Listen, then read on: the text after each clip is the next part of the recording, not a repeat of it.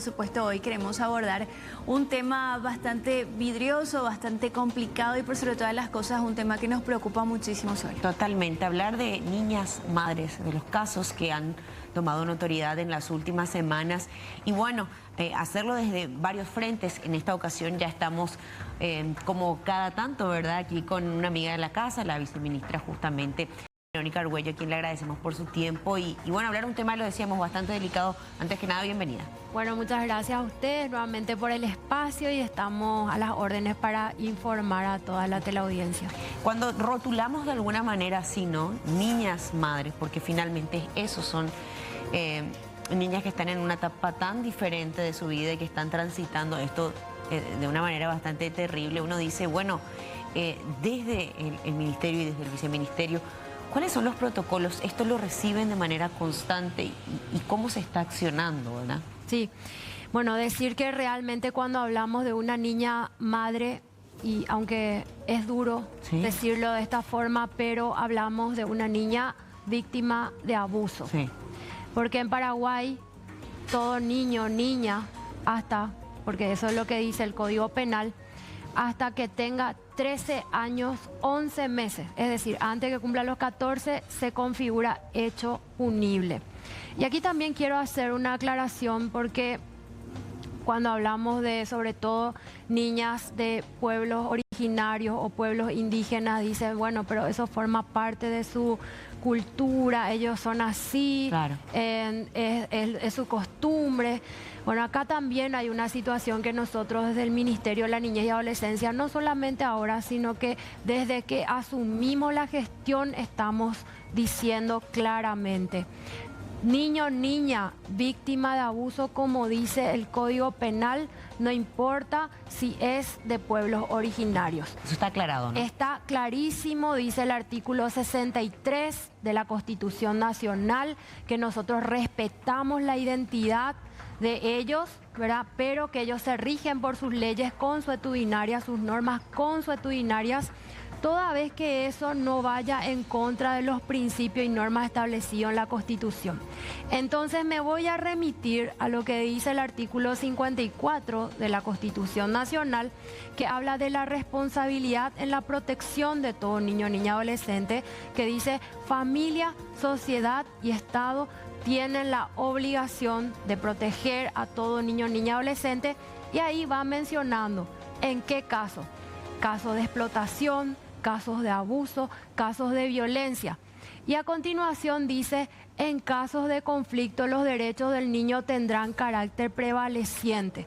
Entonces ahí vemos que esto que de repente se instala, y muy a pesar, lo digo, a veces los mismos actores que deberían proteger a ese niño o a esa niña son los que dicen, no, ellos así se manejan y es su costumbre.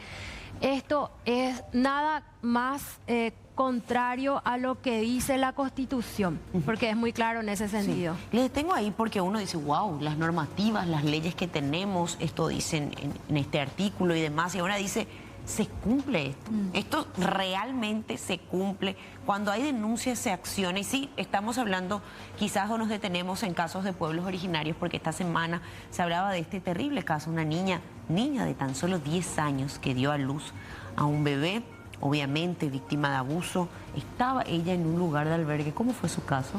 Sí, bueno, la niña oriunda de un departamento, sí, ¿verdad? Entonces, inmediatamente cuando se tuvo comunicación de esa situación, ya se articuló con el Ministerio Público, porque no quiero entrar a ahondar, sí, pero obvio, es público conocimiento, ¿verdad? Inclusive quien está sindicado como supuesto autor, que es alguien de su entorno familiar. Entonces, ahí inmediatamente actúa la Fiscalía. Actuó la Defensoría de la Niñez y Adolescencia también, que es la instancia que tiene que disponer las medidas de urgencia. En este caso, ¿cuál fue la medida urgente dispuesta? Que la niña sea protegida en una institución de abrigo. Es por eso que ella estaba en un lugar diferente al lugar donde tenía domicilio. Y es ahí donde en ese lugar se reporta la situación en el hospital, ¿verdad? Entonces, ya estaba la intervención de la Fiscalía, la Defensoría, el Juzgado de Niñez, porque si bien la defensora tiene las facultades de disponer como medida de urgencia, pero también dice la ley 24 horas para comunicar la medida al juzgado de niñez y adolescencia y que el juzgado ratifique o modifique. Bueno, en este caso se ratificó. Y también ahí ya comenzó a trabajar también el equipo del Ministerio de la Niñez y Adolescencia a través de su dirección de cuidados alternativos. Entonces, esta niña sí ya estaba teniendo ese acompañamiento de todas las instancias. Y ahí vemos el ejemplo de qué es lo que ocurre cuando tenemos este tipo de situaciones. Ahora bien, nosotros estamos trabajando en un proceso más fino, por eso me permití traer un poquitito estadísticas, ¿verdad?, del Ministerio de Salud Pública, de la Dirección General de Información Estratégica en Salud, solamente para mirar la cantidad de casos, porque ellos tienen disgregado de la siguiente manera, de 10 a 14 y de 15 a 19. Si bien sabemos que el abuso es hasta los 13, pero evidentemente puede haber allí una franja interesante de si dio a luz a los 14, probablemente pudo haber sido abusada a los 13. Entonces nosotros también estamos incorporando esta misma franja etaria de 10 a 14 para los trabajos con el Ministerio de Salud. Acá vemos, por ejemplo, datos muy importantes, ¿verdad? En el año 2023 se reportaron 442 casos de niñas madres. De niñas madres. En el 2000, por ejemplo, en 2020 fueron 627, después el año siguiente 553, 498 y el año pasado 442. Vemos que hay una disminución progresiva en relación a la cantidad de casos, pero igual cada caso es una vida. Totalmente. Y como bien decía, por la edad es abuso. Es abuso. Entonces, acá lo que nosotros estamos trabajando con el Ministerio de Salud, porque estas son informaciones que ellos tienen de acuerdo a la expedición de los nacidos vivos, es poder tener los datos de las niñas, datos completos de dónde son, como para hacer un trabajo de seguimiento más fino. Porque a veces tenemos situaciones donde, como el caso mencionado anteriormente, se le involucra a todo el sistema de justicia, incluyéndonos nosotros, y hay casos en los cuales a lo mejor no ocurrió en el entorno familiar, es otra persona igual denunciada, pero la niña está protegida por su entorno familiar. Entonces no ingresa dentro de nuestro proceso. Nosotros queremos tener información de estos 405 casos y poder saber exactamente dónde están y qué ocurrió con cada niño, cada niña, para hacer el seguimiento. En base a esta estadística, viceministra, ¿se puede saber cuántos casos fueron dentro del seno familiar? Porque casi la mayoría son del entorno familiar, sea papá, padrastro, tíos, abuelos, incluso hubo casos también, por ejemplo. Sí, esos son los datos que ahora justamente estamos tomándolo de manera más fina, es el trabajo que estamos haciendo con las instituciones. Quiero mencionarte también, porque esto me parece muy importante, los territorios donde se reporta mayor cantidad de casos. Y bueno, vemos por ejemplo que Alto Paraná está en primer lugar. Terrible. ¿Y qué es lo que nos trae esto? Nos trae a poder decir, tenemos que desarrollar políticas públicas más fuertes de prevención en esta región. Tenemos en primer lugar, por ejemplo, Alto Paraná, le sigue Central, le sigue el departamento de Itapúa,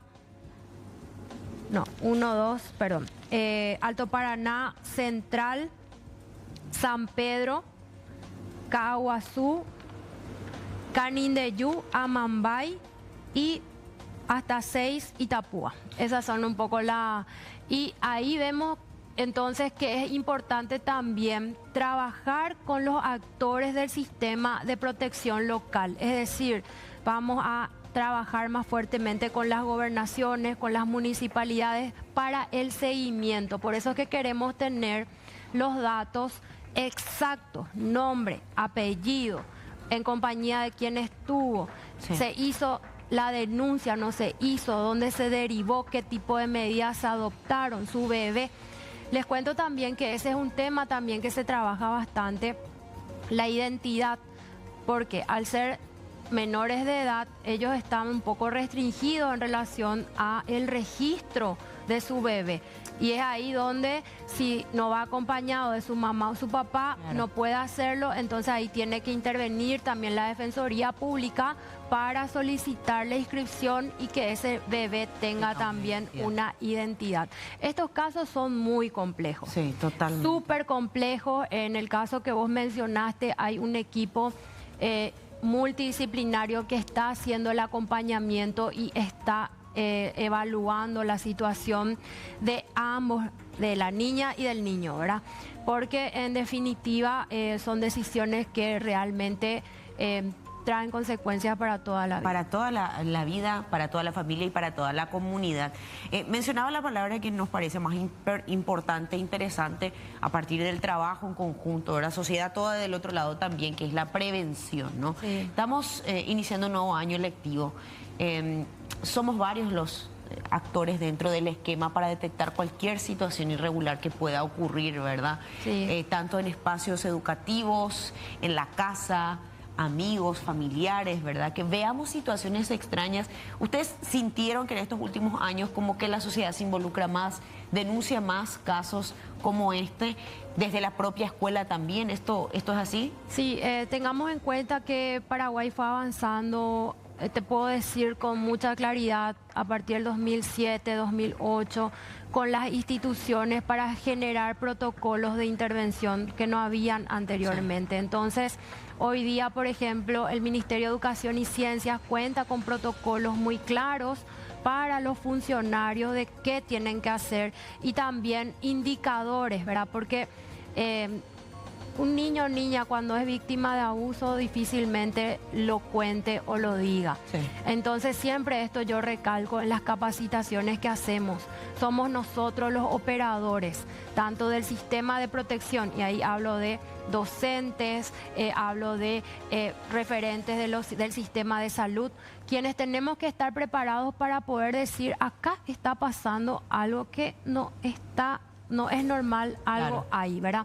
Entonces, levantar esa alerta, hacer las comunicaciones respectivas. Educación cuenta con sus protocolos, salud también cuenta con sus protocolos. Este lunes justamente estuvimos en Cazapá reactivando el Consejo Departamental de Central y estaba conversando con el director del hospital regional y me dijo, viceministra, lo primero que hice cuando asumí fue una capacitación para todos los médicos y referentes, enfermeros y demás en los protocolos que salud tiene para los casos de abuso. ¿Verdad? ¿Por qué esto es importante?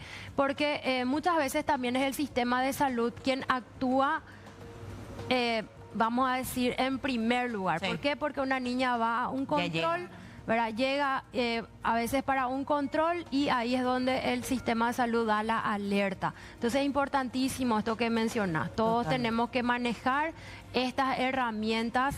Existen las herramientas y bueno, si hay debilidades, así como hizo este director del hospital regional, vamos a convocarle a nuestros funcionarios y vamos a hablar y poder socializar e insistir con el cumplimiento de los protocolos. Insistimos con esto, obviamente desde nuestro lugar, nosotros como ciudadanos somos contralores y vamos a seguir exigiendo a las autoridades que hagan su parte, que las normativas y leyes establecidas realmente se cumplan y que se dejen de vulnerar los derechos de niños, niñas y adolescentes, pero nos parece importante también que la sociedad toda se involucre desde su lugar y que dejemos de lamentar casos como este y otros. Viceministra, le agradecemos mucho por su tiempo. A ustedes muchísimas gracias por este espacio para sensibilizar, informar y claramente ni un caso más, ni una niña, ni un niño abusado más. Llamar a la conciencia de todos y todas en ese sentido, y nosotros como funcionarios públicos tenemos la principal responsabilidad de velar por ello. Totalmente. Muchísimas gracias a la gente que está del otro lado también.